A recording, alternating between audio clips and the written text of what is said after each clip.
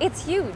Yeah, these are 10 meters in diameter. Yeah. These. The demand for electricity in British Columbia is growing so fast, even water flowing through these giant structures won't be enough.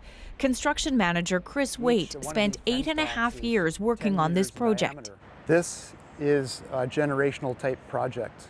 It's a very, very large one. This is Site C, likely the last major hydroelectric dam in British Columbia.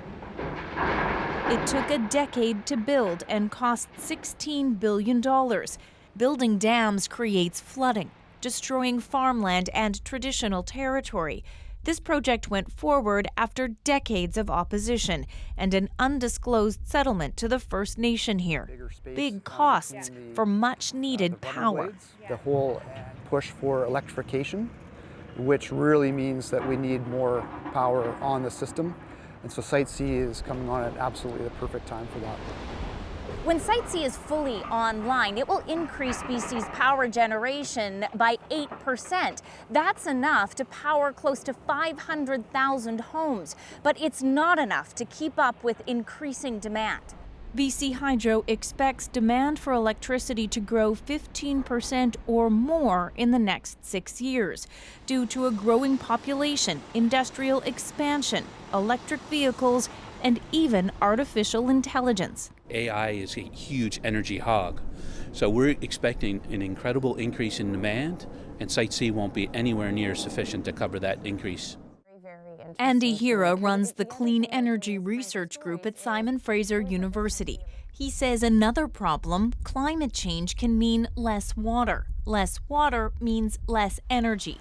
Last year's drought meant BC had to import 20% of its power from neighboring provinces and states. We don't really have good, reliable models about what the precipitation patterns are going to look like in 10 or 15 years. Margareta Dovgall studies climate change and energy. She says it's possible BC and its neighbors could be hit by drought conditions at the same time. At the very least, we are going to see price increases if the new capacity coming online can't meet the demand.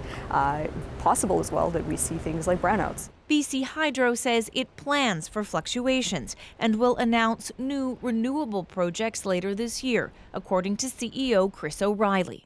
We are confident that we have the resources here in British Columbia to meet the near-term requirements while planning and investing for growth down the road.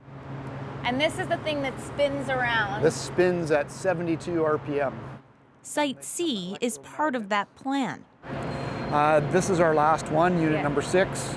And once these final giant rotors are in place, it will begin to deliver power in December. It's expected to operate for more than 100 years, through whatever changes the next century brings.